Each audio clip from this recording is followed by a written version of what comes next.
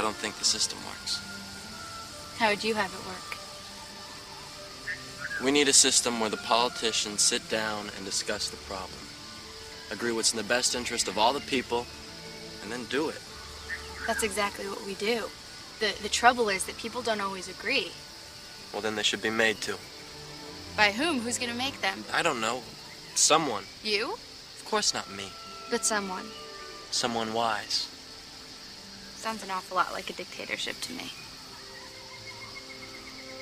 Well, if it works. So, Trent, what have you been eating lately? Hi, Parth. Nice to see you. Good to see you too. You're looking well. Not as well as you. Thanks. What I ate wasn't very notable. What'd you have? No, Trent. You have to tell me what That's you ate. not allowed? Trent, I've made you eat food just before recording an episode because you hadn't eaten that the day of. So Because this is part of the show. It's It's an in the name. integral part of the show. Our show is partially about food. Remember when I briefly took a stand and tried to make this section about the movie you watched most recently, and then the fans spoke, and they said that's what And they I come spoke. for? And I spoke. Yeah. But you care more about the fans. That's fine. Yeah, but well, if majority ruled and the people spoke, and they said that the section was no bueno, and they wanted the movie podcast to strictly be about movies, but the movie podcast fans want a movie podcast about food, supposedly. I had a smoothie and a rice cake with some peanut butter on it. What about you? Let's expand on your half. You silly little minx. What did I have? I had chickpea tikka masala with rice. My roommate Chloe Ditloff, friend of the show. Go see the King of Staten Island episode. Now both the people you live with have been on the show. You guys must have true. A bond now. Yeah, it's really, we weren't able to fully connect as friends until we were all on craft services. But now you look across the apartment and you're like, wow, that's a friend of the show right there. Not just a friend of the show. Yeah, that's an equal. Well, almost equal. Well, they're not hosts of the show. No. Though, do I see you and look at you as an equal? That's a... I say no need. Let's need for cut to the comment. intro. Yep.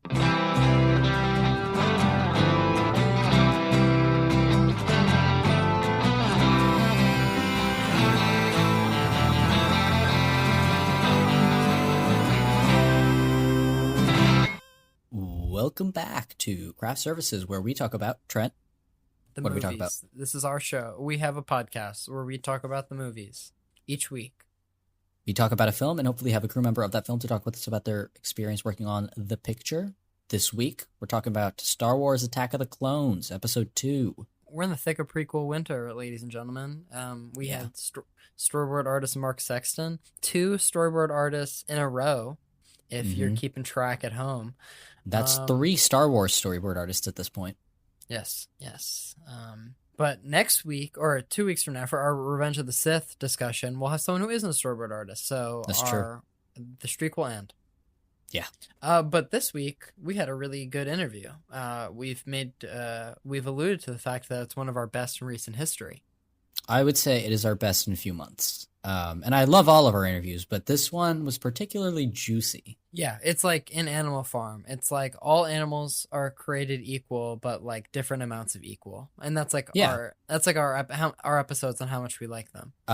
No, this was a great episode. We talk about how he was juggling Georges. Am I right? Yes. We got George Lucas on one hand, George Miller on the other, and in between, like 2 to 3 hours of sleep. And Parth, I got like 4 hours of sleep last night, and I felt like a terrible, terrible member of society. And so the fact that he was able to do that for months on end, and make small talk with George Lucas at like 7 on like a.m. big movies, it's really incredible. Like important movies. And I could barely go to class at 9 a.m. Yeah. No, this is a great episode. A lot of fun stories. We got a Tom Cruise story, and what a Tom Cruise story we get. Yes. It has to do with the fact that he's short, and so you'll want to. And his nose. And his nose.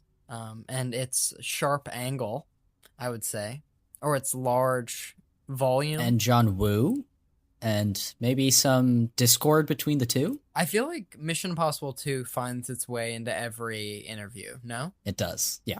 And it's such a fraught production that I'm amazed that it gets brought up so much. Also, but this guy has worked on some other crazy stuff. Like Black Panther. He told us about how his child is in the new Thor movie, Thor: Love and Thunder. He told Potentially, us she's been shot. Yeah. She's been filmed. Sorry. Parth shot with a gun. Oh my god. Were you serious? Okay, so he worked on Black Panther, Ant-Man and the Wasp. He told us about Happy Feet. That was pretty wild. I don't want to release all the goods just yet, but let's just say this is a pretty great episode that you should continue listening to and come to the end of the episode to, listen to us talk. Yeah, there's a particularly fun anecdote towards the very end. And so listen to that. Maybe it has to do with like a director that he has a chance encounter with and who is carrying around a big telephone. And that may sound unusual, but you need the context. Let's just say that when we offer you this episode to listen to, we're making you an offer you can't refuse. Yeah. And if you don't listen to the episode now, I'd say it'll be an apocalypse. Well done. You like that? I thought about that like 2 weeks ago. No, that was pretty good. Gonna love this. I do. Wordplay, love it. But yeah, let's get into the interview. I'd say, but yeah, stick around to the end because we'll talk just between Parth and I. We'll shoot the shit after the shoot the shit. Cue the interview.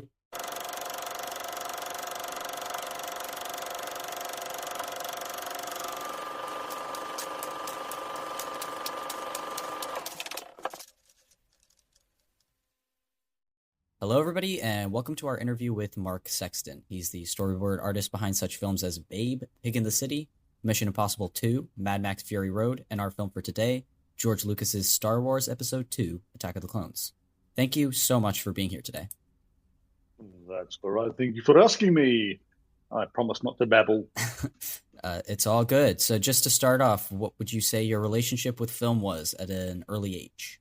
Well, my relationship with film at an early age was that I didn't have a relationship with film at an early age because I grew up on a small island in the middle of the South Pacific where we had no television and no cinema. And by the time I was 20, I'd literally watched about maybe 30 films in my life, all on beta, by the way, for you those who remember what beta was. So, yeah, I had no relationship at all as a child.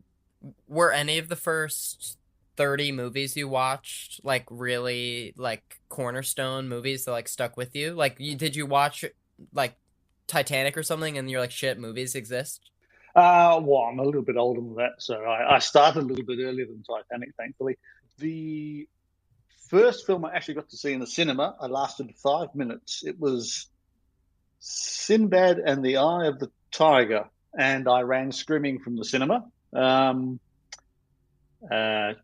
cope with it. I think there was these priests burst into flames and then turned into skeletons with flaming red eyes and horns, and I just went and ran.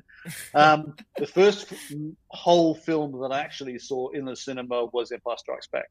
Whoa! It all comes full circle. A tie-in to today's episode. Ooh. And another what episode too. And what did you make of it? Did you have the context of A New Hope? Nope, I'd never seen it. So it was really confusing. I had the toys. I grew up on this island.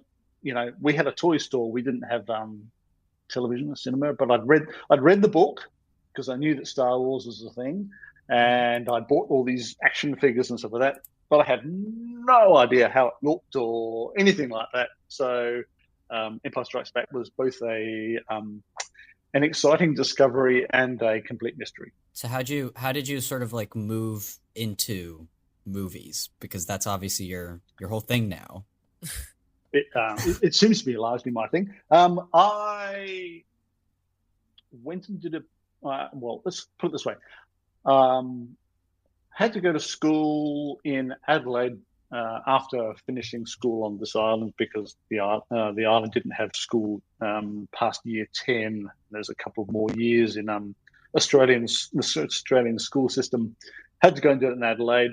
Had an art teacher who didn't like me, who failed me. So I failed art, and so I went and did a PhD in genetics at Monash University in Melbourne.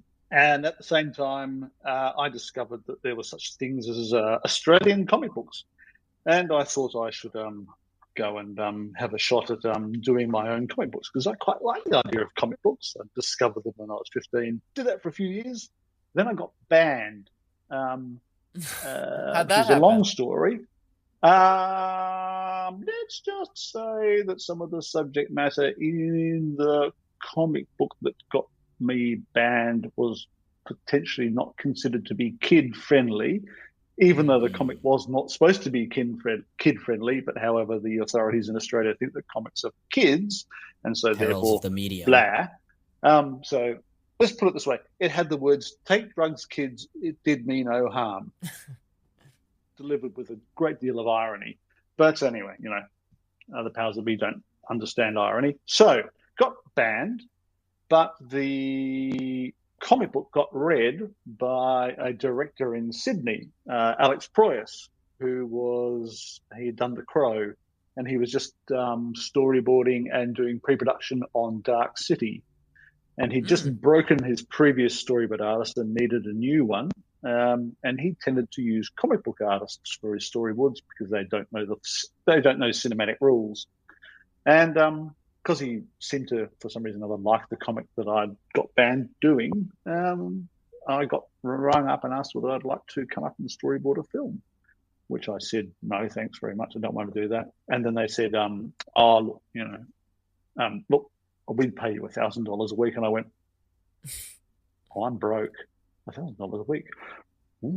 I could buy a lot of 2-minute noodles for that. Yeah, I'll come. So I went and started doing that. And that was 25 years ago, 26 years ago. And I haven't quite stopped since. Anyway, very long-winded answer. I'm sorry. So were you turned off by the medium of movies, or were you just like, that's not what I feel most comfortable in? Like from the start, because you've clearly come into your own. Not at all. Not at all. I mean, movies are awesome as much as anything else. It's all storytelling, Comic books are storytelling, and I like doing comic books. Movies, television, it's all storytelling in one shape or form. I actually just enjoy telling stories. And storyboarding isn't a massive departure from comic book work, so it was a reasonably natural progression. It's just that I didn't know any cinematic rules, so I just had to learn how to apply those in my storytelling, which took a while and a little bit of education, not from Alex Proyas, who didn't teach me a damn thing, even though it was fun working on his film. Didn't learn anything, except that I didn't know how to storyboard. So anyway, film, no, I thoroughly enjoyed film. I just didn't have a habit of watching them, I think, because I've never grown up doing it. This conversation's not going the way you thought it would. No, this is all great. So moving forwards just a little bit to the main topic of the day, from not really knowing how to do storyboards, you landed the much coveted job of storyboarding a Star Wars movie, specifically Episode 2, Attack of the Clones. How did that happen? Long story. I had, but I'll make it short. I had done a few films in the past with a particular production manager, a guy called Stephen Jones, and I think I'd done a film with him called Red Planet, and even though Red Planet wasn't a great film, I tried to storyboard the hell out of it as much as I possibly could. And he must have remembered me. So he then was production manager on Episode 2 when it was shooting in Sydney. And Nick Gillard, who was the fight coordinator, wanted to storyboard out a proposed fight sequence. And I think he just put the call into the production office, is there any storyboard artists in Australia that I can use to do this really quickly? And Stephen Jones went, well, actually, there's this idiot. You could probably use him. So I got a call and asked whether I'd come and storyboard some Star Wars stuff for Nick Gillard. And I was in the middle of Mad Max Fury Road at the time. So I was a year into that. So that was in production at like 2001?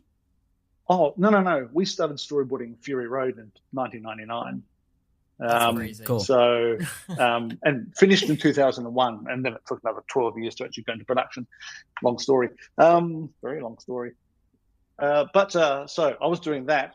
Got asked to do the Star Wars stuff, and of course, I'm not going to turn down a Star Wars film. You know, I've grown up loving the concept of Star Wars, while still not really knowing that much about it, having not seen the films more than a couple of times. I love the mythology. So I went, oh yeah, meet George Lucas, do some stuff, work in the Star Wars universe. Awesome.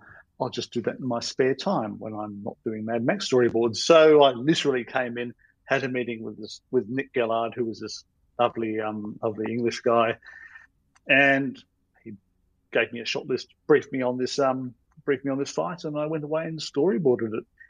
And that's I thought that would be the end of it. It was just a pitch to Lucas. And then 2 days later, I got a call saying George Lucas would like to come in and storyboard the next bit for him. And it was like, shit, okay, I'm in the middle of storyboarding Mad Max Fury Road. How the hell am I going to do this? So I literally had to ask George Miller, do you mind if I do Fury Road during the day and Star Wars at night on weekends? I probably won't get much sleep for a few months, but is that okay? And George Miller said, yes, I'd just like to learn how George Lucas makes his films. You were juggling Georges. I was surrounded by George. Neck deep. Don't worry, Fury Road's not coming out for another 15 years. We got time. Yeah, something like that. Anyway, so yeah, essentially that's how I got the gig and came in and met George Lucas and started doing storyboards. And what was really bizarre was I don't think they were in pre-production. They'd moved to Sydney. Everyone was there. Sets were being built and stuff like that. I don't think they'd done any storyboarding. I don't think there had been any. I didn't see any storyboards in evidence at all until after I started it. So they were waiting for you. I think they were trying to do a lot of the kind of video style previs before previs was really a thing. Chopping up bits of films, doing low rent camera setups and stuff like that, and trying to take some sort of idea of how the scenes would go by using models and put them in front of cameras and doing shots of them and stuff like that, cutting it all together, because that's what Ben Burt seemed to be doing. He was editing the film and he had all these sequences he'd been piecing together, but I don't think there was any storyboards, which I was completely surprised by. I must have been. I did not expect that. So with that being said, them starting storyboards relatively late in the process, were there like teams of people, and how did they divide the sequences? And if you remember, do you remember any sequences you worked on? Well, I know which sequences I worked on. In terms of how it worked, I was the only storyboard artist in Australia doing Star Wars. There was no other storyboard artists there, and I was working directly with Lucas. Back at the ranch was the concept art department, and they started doing storyboards after I started doing storyboards, but they were re-storyboarding the bits that I'd been doing. I'm not quite sure whether that was because Lucas asked them to, or because they thought, oh shit, someone's storyboarding, we better do a better job, which wouldn't have been hard. But anyway, so they were doing it, and I think there was a guy called Warren Drummond who was brought in for a brief period, and he did a little bit of storyboarding, and then I think he had to leave. But I saw storyboards by, I think, Ian McCaig and a couple of other people. And then way down the track, when they went to post, and I think they were putting stuff together, I think they had another gentleman who I cannot remember the name of. I apologize to him in advance. He ended up being very big at Marvel, doing a lot of stuff for them. And he came and did a bunch of stuff during post. But other than that, it was literally kind of half the stuff was a bit like, well, let's just make it up as we go along. The sequences I tended to work on were things like I did the Obi-Wan Kenobi Jango Fett fight on the landing platform. That was the first bit I did, and that was the bit I did for Nick Gillard, and then ended up and reworking it later down the track. Then I worked on quite a bit of the stuff in the arena at the end of the film, particularly, again, it seemed to be all Jango Fett centric. I did the whole stuff with Jango Fett fighting with Mace Windu. Did a chunk of that, including all the stuff with the Reek, things like that. A whole bunch of second unit style stuff of various stunts that could involve, Jedi doing combat stuff in the background. But Nick Gallard and Ben Burt were going to shoot. But probably the bit that I really worked the most on was the asteroid chase. So the Jango Fett being chased by Obi-Wan Kenobi through the asteroid, including that lovely sonic mine bit, which I was just going to say, which I will partly take credit for. I won't take credit for the sound. That was all Ben Burt, but I think that was one of my ideas, which ended up actually being really nice. I quite liked that. It's my favorite bit of the film. Not because I did it; it was just really effective. One of those good moments. So, but yeah, that was pretty much it. I mean, this is during shoot, and I was literally meeting Lucas on Saturday mornings, having worked all through the night, from Sunday through to Friday, working all night Friday, and then seeing Lucas having had no sleep, handing over the storyboards, and then trying to listen to him while trying to stay awake while he briefed me on the next bit. And then during the weekdays, going to Kennedy Miller Mitchell, where we were doing Fury Road and drawing storyboards for George. And it was an interesting time because I was averaging probably about 2 to 3 hours of sleep a night, and I did that for about 4 months. It was entertaining. It's good. Which, I mean, speaking of Lucas, George Lucas is such a mythological man beast to us. Yeah. So yes. what was he like in the flesh? Well, as you'll already know, he never seems to change his clothes. He's always got the same wardrobe. I think that's fairly known, and that's definitely true. I could be politically correct and say it was fantastic and I loved working with him and it was great. What I will say is I found him very remote. Sure. I was really excited to meet him, but he's such a reserved character. Doesn't give very much away. And as such, obviously if you knew him well, he'd probably, much more outgoing, but to me, if you're Steven Spielberg. Yeah, exactly. Yeah, but to me, he was kind of like, oh, okay, so today we're going to do a space chase. but that was about it. He wouldn't give very much away, and then, you'd just trying to get details out of him. And a couple of times I'd ask him questions, and he'd kind of look at me a bit surprised, particularly when, I'd say, I don't agree with that. I don't think, is that a great idea? And he'd just look at me, and it was like it didn't compute. He'd sit there and look at me, and then he'd just keep on talking. It was like someone's just said no, and I don't know what that means. Error message 707. Yeah, something like that. But it was interesting because he was so remote and seemingly so unemotional. And I hadn't been storyboarding. I hadn't been in films for more than 4 years, and I had still heaps to learn at the time. And so I sat there just going, oh, it's a bit of a wet blanket. I'm not impressed with this. I don't know what's going on. I don't like this very much. But what I learned, and certainly in retrospect, I've certainly learned that when I used to ask him questions like, why do you want to do that? Because I thought it was a ridiculous thing in a filmic sense, and he would also always answer the question in terms of backstories of these characters.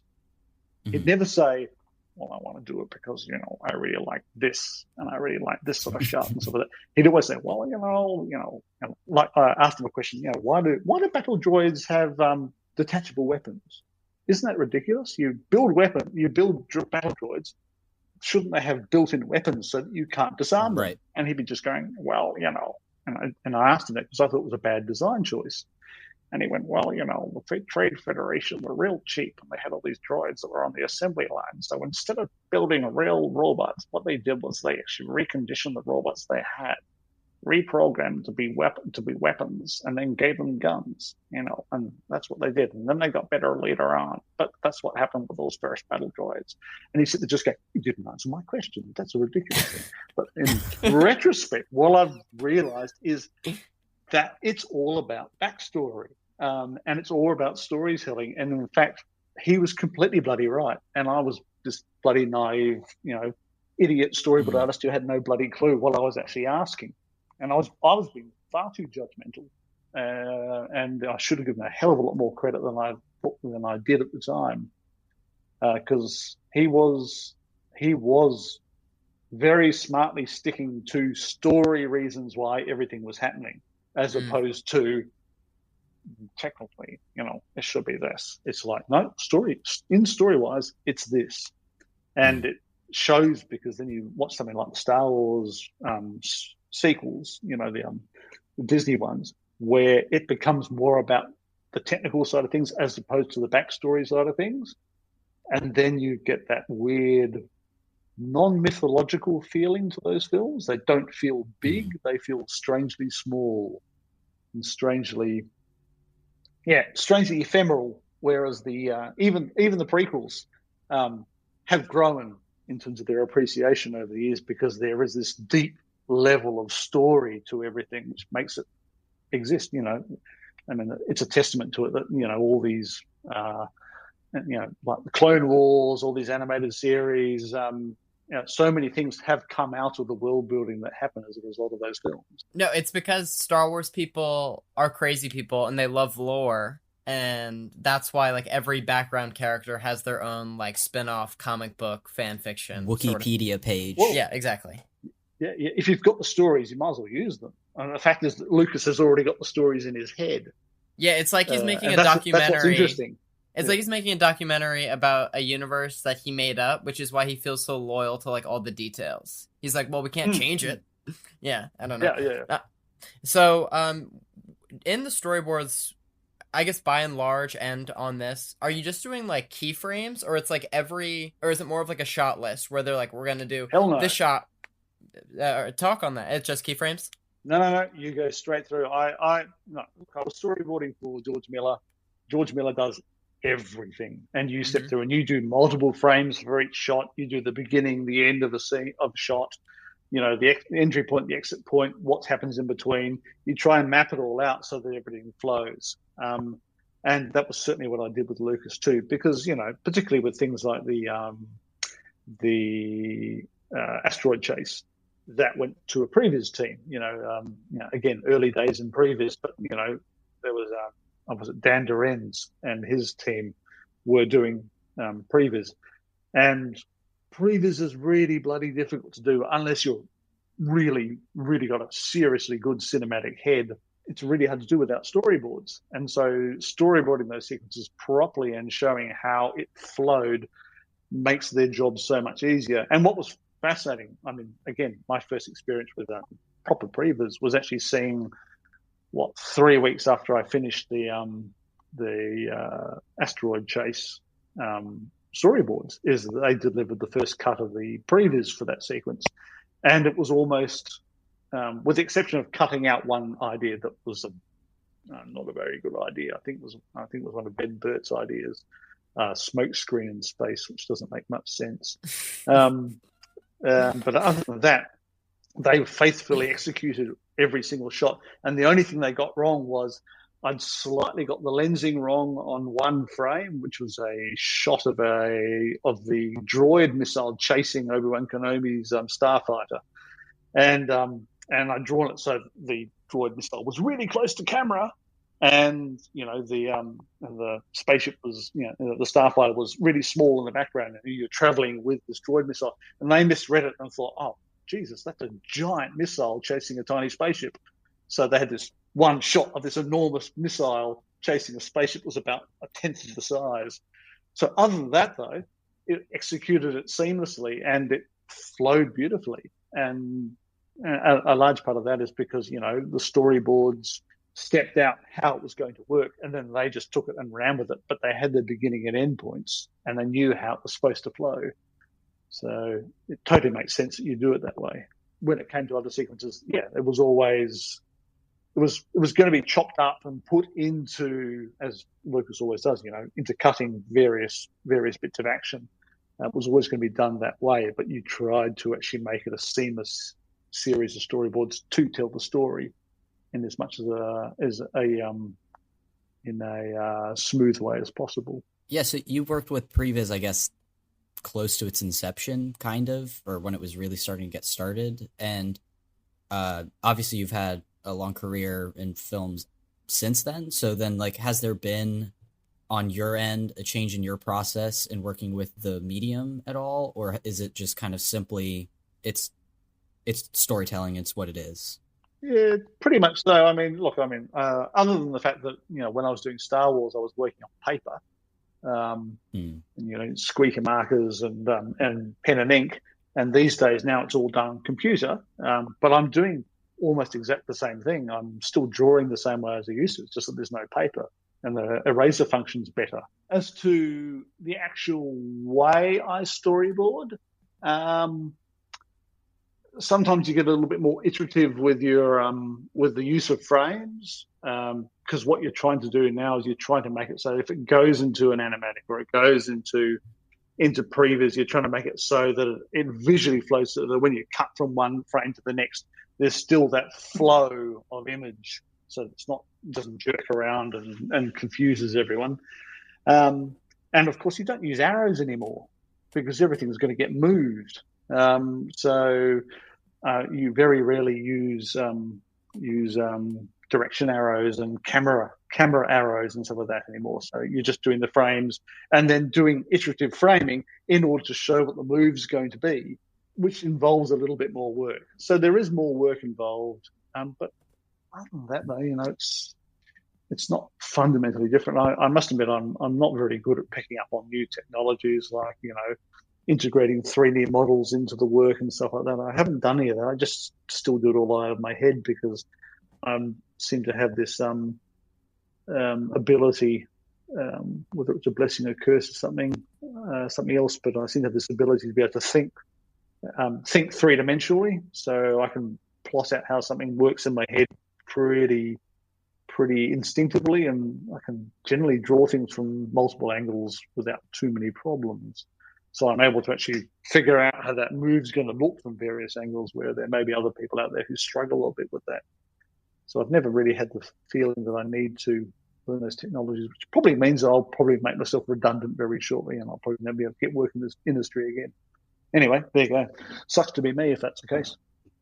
Sucks to be you. So, you also, it seems like you have a long-standing relationship with George Miller, and I was wondering, like, how you met him, and particularly about your work on Mad Max Fury Road, because you did it simultaneously with Star Wars, which is fucking crazy, you know? Yes, yes. There's a story behind. There's a story for that as well. Let's just say George Miller. I'd done my first film, Dark City, and that had gone reasonably well. George Miller was starting to ramp up early pre-production on Babe 2, Pig in the City. And George always tries to storyboard as much as he possibly could. And so he was looking for storyboard artists. And at that stage, there wasn't that many storyboard artists in Australia who were actually actively working on live action. I think of about 4 or 5 people, and most of them were busy doing other things. A lot of them tended to bugger off to the States because there wasn't that much high-budget film work in Australia being done at the time. Not many runaway productions from the States coming over to Australia, as a result of which there was not many storyboard artists around. So me being invented as a storyboard artist in 1996 meant that I suddenly became useful to many people rather rapidly, which was very lucky. You were one a commodity. You were one of 5. Yeah, well, thereabouts. So we had a team. George had a team of 4 storyboard artists for the first 7-8 months we worked on Babe. 2, they wanted someone else to do it. There was a lovely lady who was working on Dark City called Jennifer Ya, who's gone on to have a stellar career and directing things like Kung Fu Panda 2 and 3 and stuff like that. Oh my, cool. She had a storyboarding background, but she was doing concept art on Dark City, and but she'd come from Los Angeles, and I think they were people in Australia were very keen to keep her in Australia and try and keep her busy. And so she was asked to come over and meet with George to see if she'd come and like to do Babe 2. And she asked me to go along because she was a bit nervous. And she said, can you come and just be in the meeting, which was a bit weird. But anyway, there you go.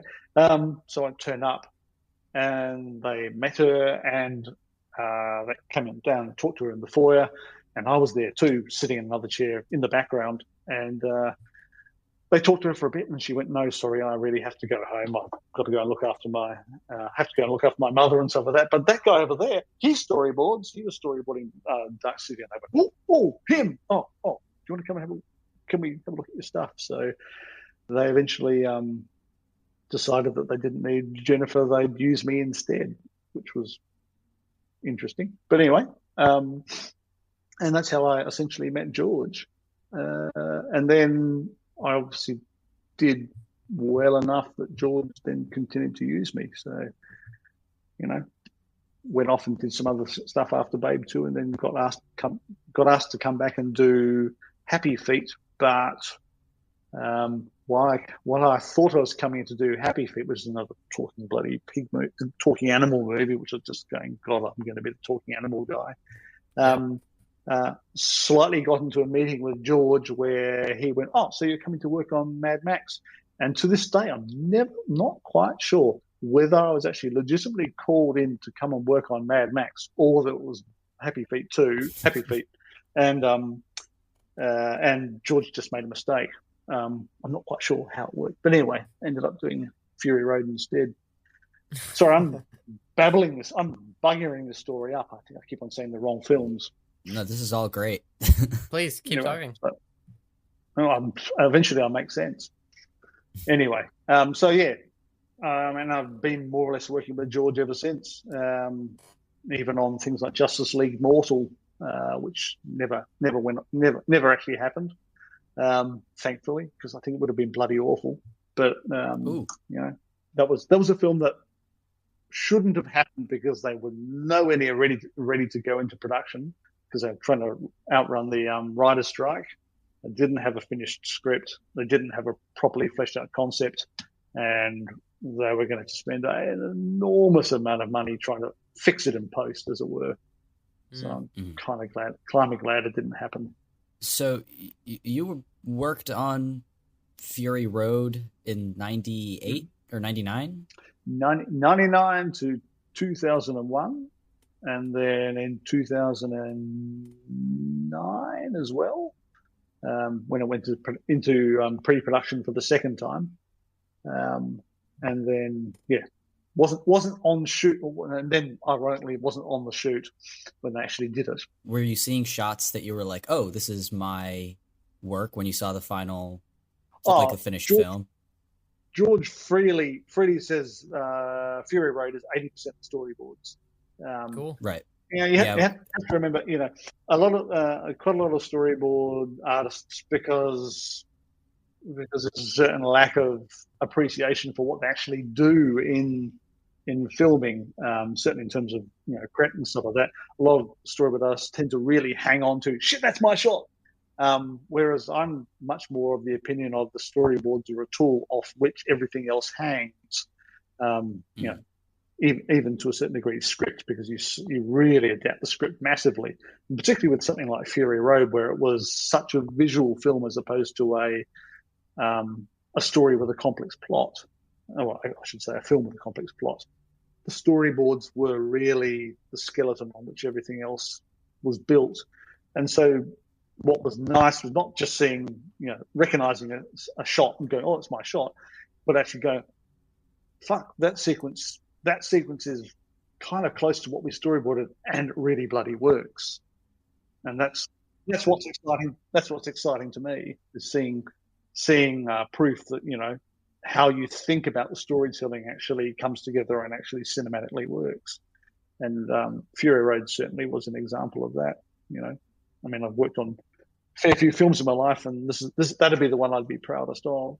As you should, Anyway. because Fury Road is like pretty fucking amazeballs, I think is the clinical term. That's a good way to put it. Okay, so while we're on the Fury Road talk and the George Miller talk, I know we can't talk it all or anything much, but it is on your IMDb page. And currently Furiosa is in pre-production.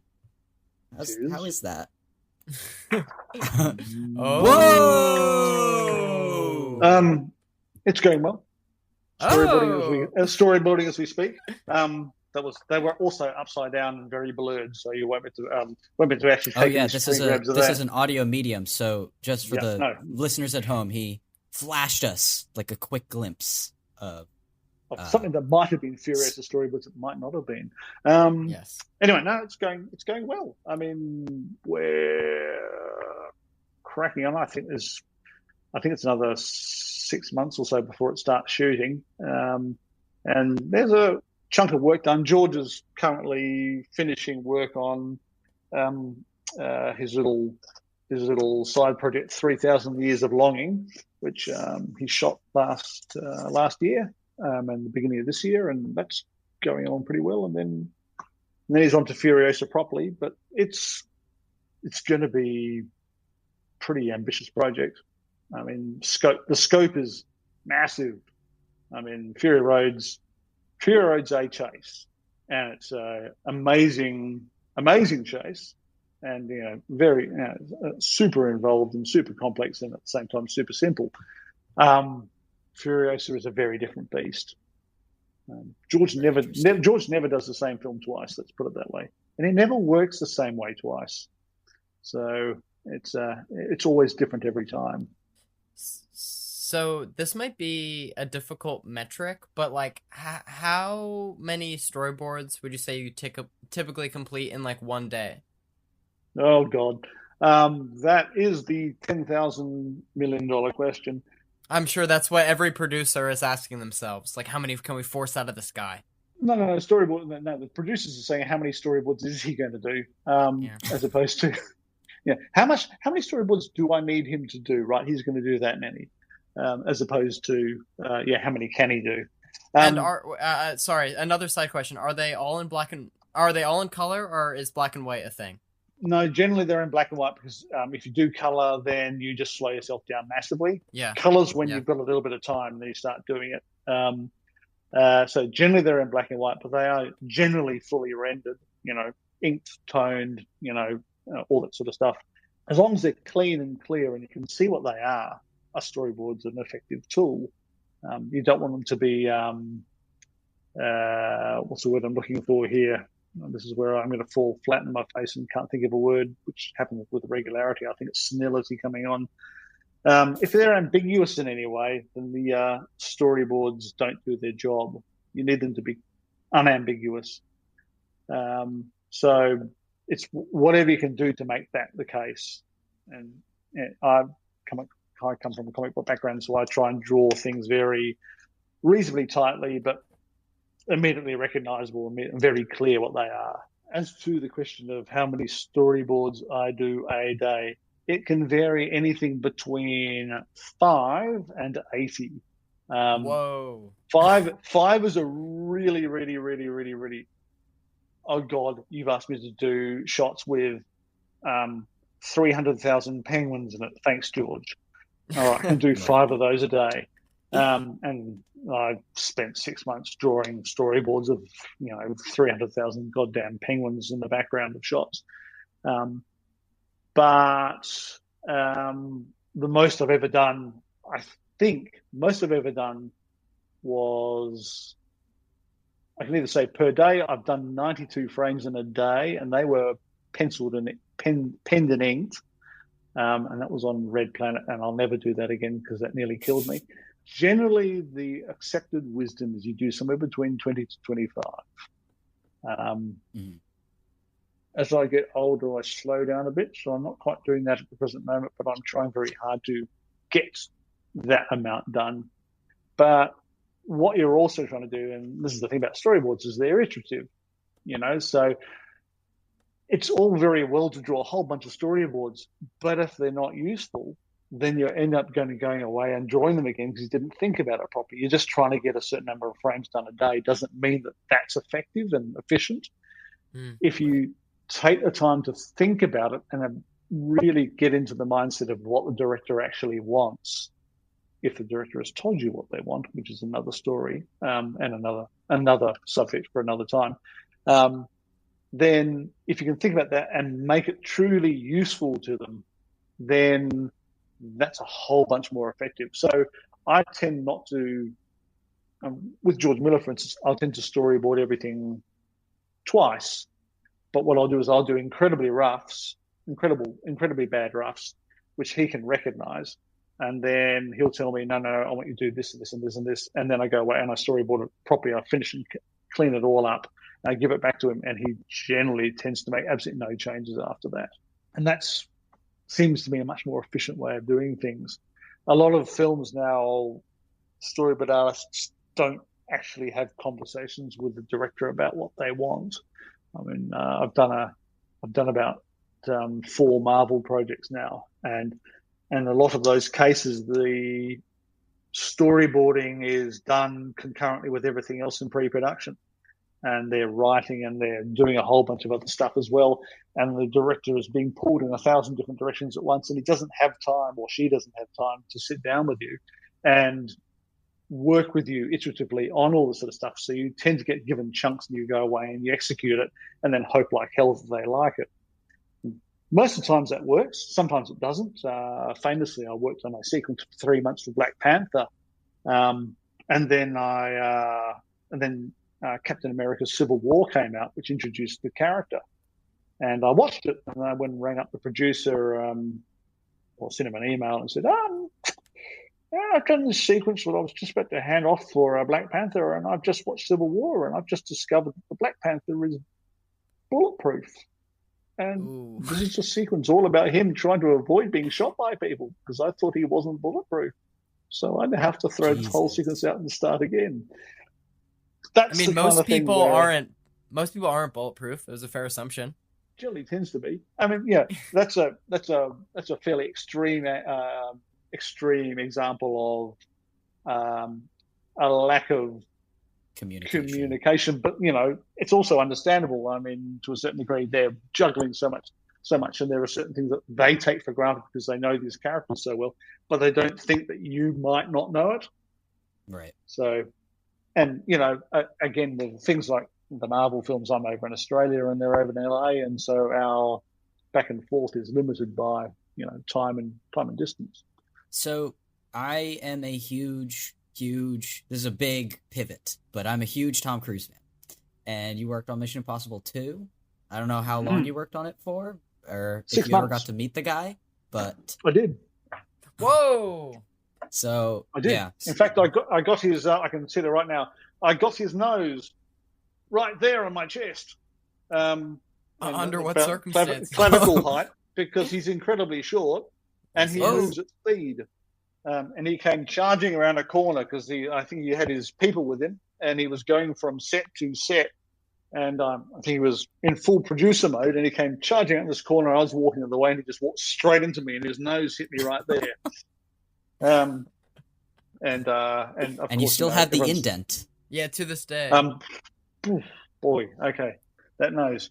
Anyway, but I had a couple of meetings where he was part of it, and he said, he's a very focused individual, but he generally seemed to have a very good idea of what he had, a very clear idea of what he wanted. And had a very good cinematic head. So he was very clear about what he wanted from a cinematic perspective. But, he knew everyone, even if you didn't know personally, he knew what you did, and he had a very good understanding of what everyone did, and I think he appreciated that, and he put in the time. He worked bloody hard, and for all the other, Hollywood insanity and stuff like that, I'll give him absolute credit for the fact that he really wanted the best for the films he was doing, and particularly on Mission Impossible films, which obviously he's the producer. He clearly wants the best for the film, but he worked bloody hard to do it. So it was. Did you talk a lot with John Woo? We'd have lunch with John Woo every day. The Storyboard artist. There was two of us on the shoot. A guy called Robbie Konzing and I, and we'd John didn't like the catering on the film, so every lunchtime he would get food ordered in from this really lovely Chinese restaurant in the Rocks in the Sydney CBD called the Imperial Peking, which I believe a cousin of his worked at, was a manager or something like that. So he'd get these bloody Chinese banquets brought into the studio every single goddamn day. And because the storyboard artist worked for him, we'd get asked to come. And then he'd sit there and he'd sit on one side of the table and eat his noodles and all that sort of stuff and all this bloody fantastic food and just go, oh, look at you two getting fat and lazy. Eat. And he was fun. He didn't give much away, but he liked his food. Didn't like Tom Cruise though. Whoa! Ooh. They seem to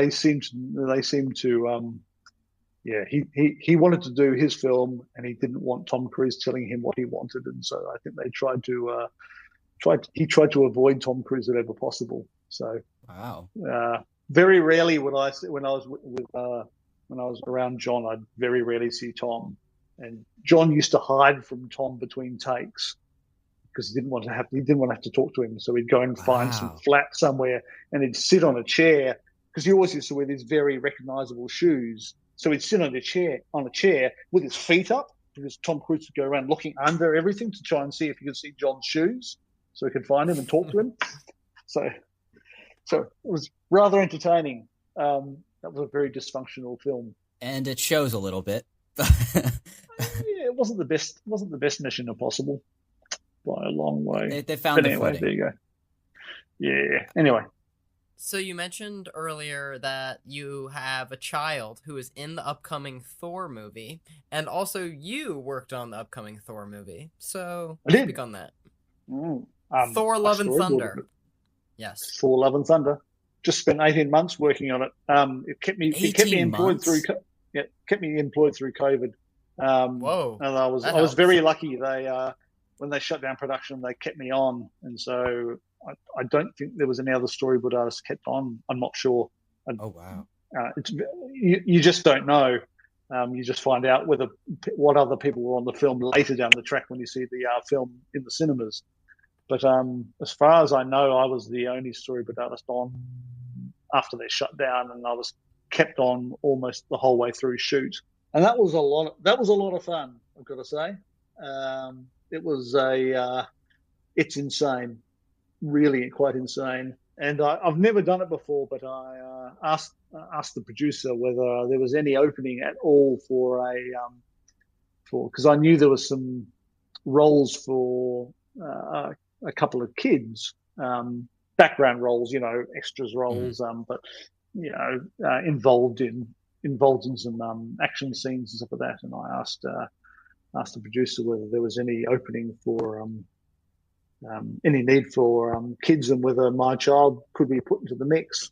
And to their absolute bloody credit, they remembered it. And 4 months later, when those sequences came up, I got asked whether my child was available to come in for these things. So she got to hang around with Hemsy and wow, Hemsy, her mate, and mind you, there was a whole bunch of other kids as well, and they all got to hang around with Hemsy and do action sequences and have a great fun. You're on a Hemsy name basis. Oh, Hemsy, me mate. Yeah. So, and God, he is a big man. His upper arms are bigger than my thighs. It's terrifying. And when he puts a Thor suit on, Jesus Christ, he's tall. So, yeah. And, of course, now I'm on bloody Furiosa, and he's in that as well. So I'm just following MZ around. Or no, actually, no, you're not. He's following me around. So there you go. Did you get, like, what's Taika Waititi like? Like, is he a cool little dude? Taika is quite tall. He's certainly not little. Is he a cool big dude? He's a tall dude. He is cool. He's mercurial. He's definitely one of those guys who's super smart and gets something about 5 minutes before everybody else. And so, I would have to do video pitches where they would all be over in the States, all the department heads and stuff like that, or scattered around the world, all on video feed. And I'd have to show them my storyboards and run through the sequence and what I thought it should be and this and the other. And Taika would always be on his phone in every single one. And I got a complex of it. I'm thinking, he hates everything I'm doing. He's not looking at what I'm doing. He's just on his phone. And I'm sitting there just going, shit. And so I sent the producer an email and just said, look, I'm really worried. I think Taika hates my stuff. He's just not saying it. And he went, oh, why are you saying that? I said, well, he's always on his phone. I don't know what he's doing, Twitter or he's Googling stuff or whatever. He went, fuck no. He's sitting there texting me about the stuff you've done and saying, great, this is going to be for this. This could be for this. That's going to be really good. I love this. We're not going to do that, but this. And they're having this full-on conversation, and he's just doing it while he's listening to me about the next bit. And he would get it. Everyone else is sitting there just trying to hang on, just going, right, okay, yeah, and what does this mean? He's already got there, and he's moved on to the next thing, and he's got to where you're going to before you get there. So he's a smart cookie, and he's definitely able to compartmentalize. So he can compartmentalize. He can do multiple things at once. So he's a very, very interesting chap. But he's also an actor, so there's always a performance to it as well. So it can be slightly full on from time to time. But anyway, it was fun working with him though. Don't know if he'll ever ask me to work with him again, but did 18 months with him. It was good fun. Parth, would you say it's time? I think the Big Kahuna time section of this podcast has come. Arrived. Dun, dun, dun, dun. It's time for the Big Kahuna final question, and that is what is the last great film you watched? And it can be a rewatch or a first viewing. That's a terrible question. Because, that's so subjective. What was the last really great film I watched? Is that in terms of... something that left a mark? Ooh, shit. That is a good question and a terrible question at the same time. I could go through a whole raft of films. The ridiculous thing about working in the entertainment industry is because I'm so bloody busy storyboarding, I don't get time to watch films very often. So the number of films I've got to watch recently have been pitifully small, and I tend to actually end up watching a whole bunch of things that my child's able to watch. So we've been going through a 1980s binge with her, well, semi-binge with her, and I'm just learning to reappreciate how bad a lot of them are and how inappropriate a whole bunch of them are. But you know what? I've got to say, out of the films that I've actually watched with her over the last few months of this 80s binge, we revisited the Back to the Future trilogy. Wow. And classic. And I've got to say, Back to the Future 1, god damn, that's a tight film. It's it's like perfect. It's like it's a perfect screenplay.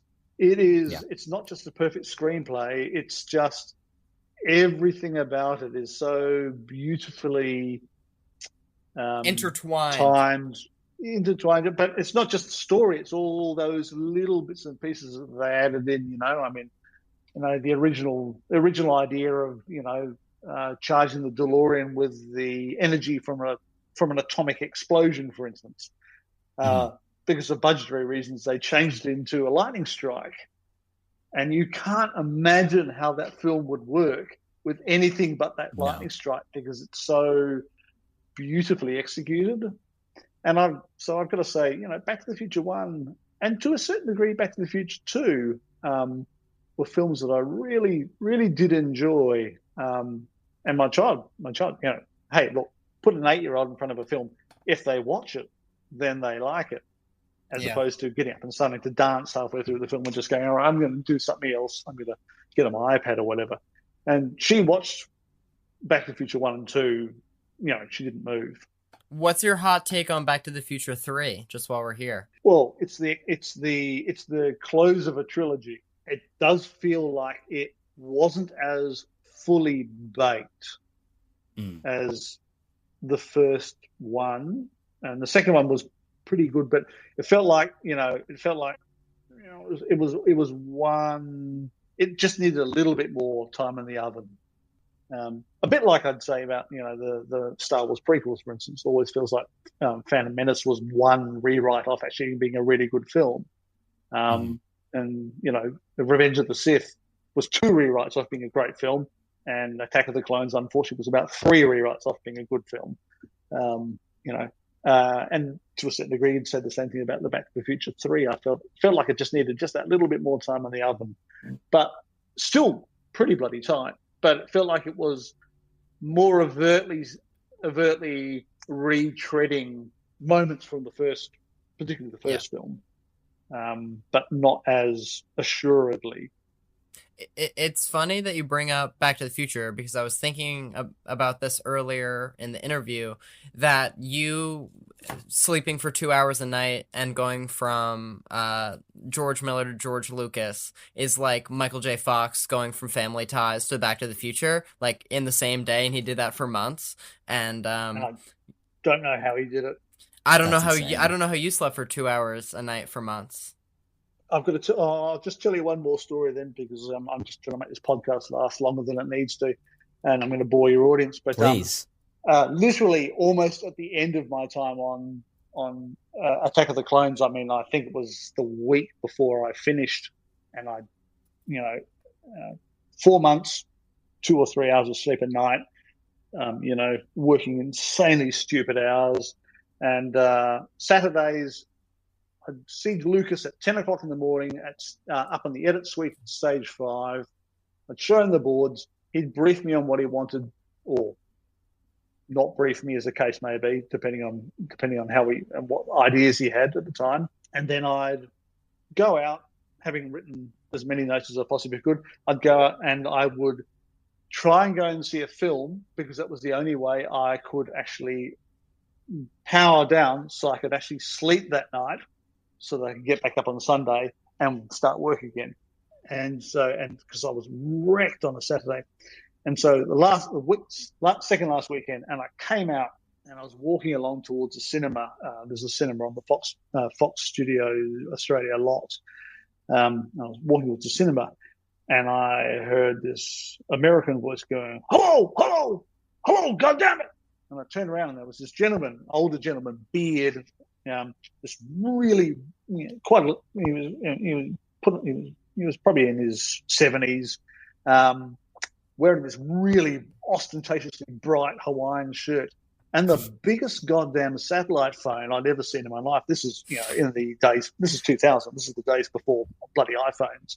And he had this, you know, everyone had little Nokias and Motorola's, and he had this phone that was like, you know, about a foot long, but then it had this antenna on it that was about, was bigger than the actual phone itself. And I just looked at it, and I hadn't had any sleep, and I just felt I was compulsed. And I had this compulsion to sit down next to him and talk to him about his phone. So I sat down next to him, and I just went, and he was going, and he looked at me and he went, "Hi." I went, "Hi, that's an enormous phone.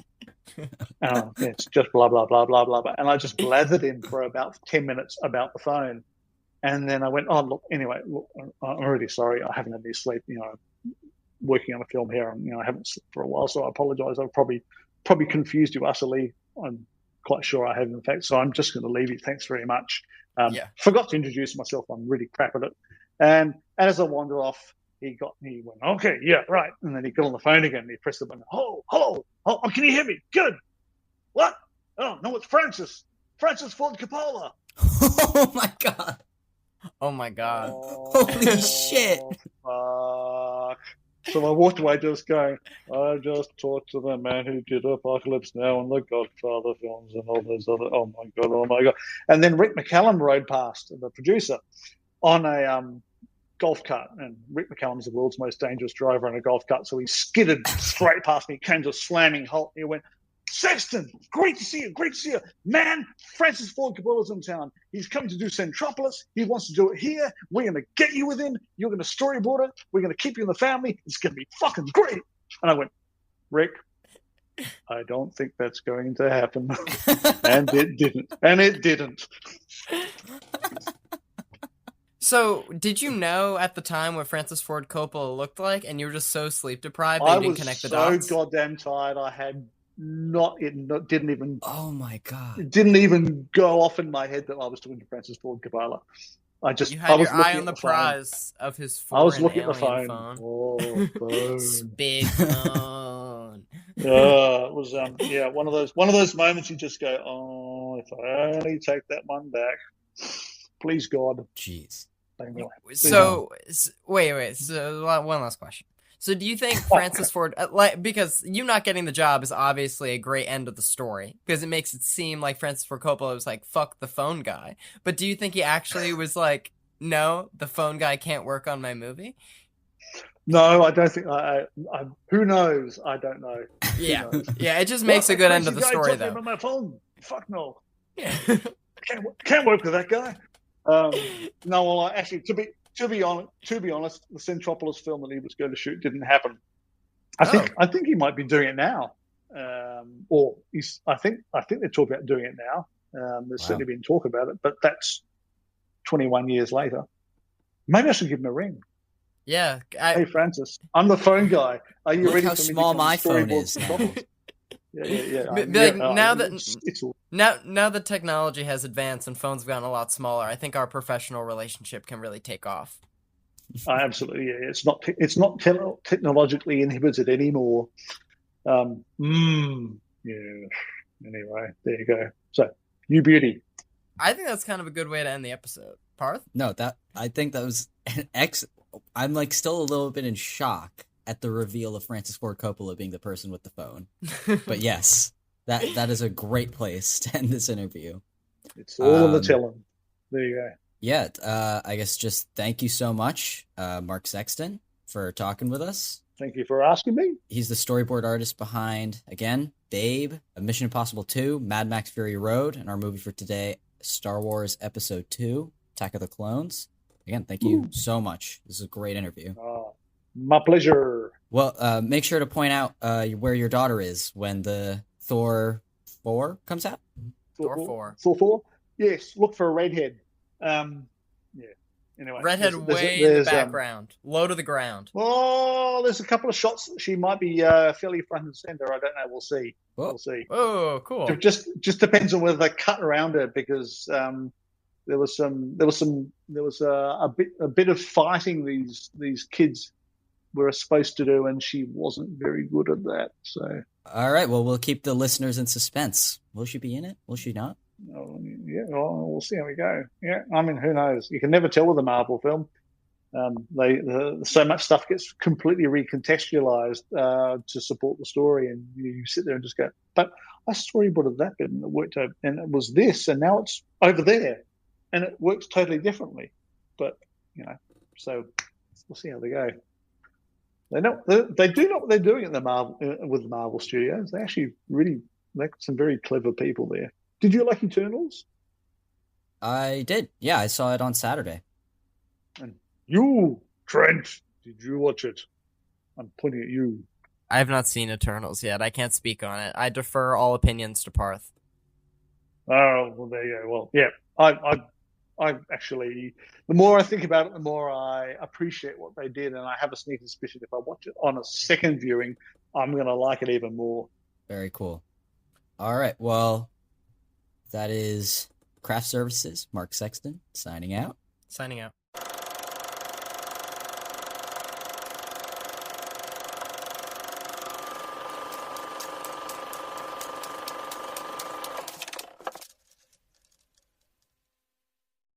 welcome back. Thank you again to Mark Sexton, our wonderful guest. I really enjoyed that interview. Did you? I had a great time. I think, as we were alluding, the Francis Ford Coppola story, stuff of the ages. Yeah. That's wild. Meeting celebrities, and more particularly meeting directors, is like what I'm here to talk about. Like I don't care if they're terrible people or what, but people who make This is a fun fact. Trent loves Kevin Spacey. Oh, it's actually funny you bring that up, because I don't condone rape in any of its Trent, forms. you were telling me just yesterday that we'll end this bit. We'll end this bit for fear that Trent's mother listens to this episode and thinks that Trent was saying this. I'm gaslighting Trent right now. Parth, I can't even watch Seven anymore. Don't do this. That's not. You say this with the Seven poster behind you. Yeah, it's true. Well, what's next week? Revenge of the Sith? Oh, the conclusion of Prequel Winter? No. Next week we discuss Attack of the Clones. Oh, sure. And I think we're gonna have a guest on. Like, I can almost guarantee it. Maybe we have some interesting things planned. Who knows? Maybe it's gonna be a return guest. Maybe. And then Revenge of the Sith comes after for the interview. We have assistant camera Matt Toll. Yeah. Who's very cool. And cool. Maybe for the discussion we'll have a wee little crossover, yeah? Yeah. It's funny you did a British accent, because there might be a little crossover. A little ethnic flair, you know what I'm saying? As in, like, two podcasts colliding at once. Yeah. Like, we can't guarantee anything. We don't want to jinx it, but we're we just think it's going to spitballing. happen. Yeah. Maybe if there's a scheduling disaster, if the Mayans were right and, December 21st rolls around and the Earth crumbles, then we probably won't be able to do the episode. No. But, like, unless that happens, I think we're, like, in pretty good shape. I think so, too. I should probably get around to scheduling that episode, shouldn't I? Yeah. All right. Well, we should probably get off the air so you can schedule. All right. You want us to get off? It's a masturbation joke. I was like, is this from a movie that I don't know? And I was like, I'm too tired to follow up, so I'm just gonna let it sit. All right, go follow our social media. Go. Yeah, you know the fucking spiel. Just do nice things for us. Say nice things. Yeah, like, support us. Like, give us a 5-star review on Apple Podcasts. Like, be our friend. Like, give us a compliment. Like, whether it be about the show or just that Parth's handsome, which is true. Thank you. He is. Yeah. Tell me I'm handsome. Tell Trent I'm handsome. Tell Trent that he has a nice voice.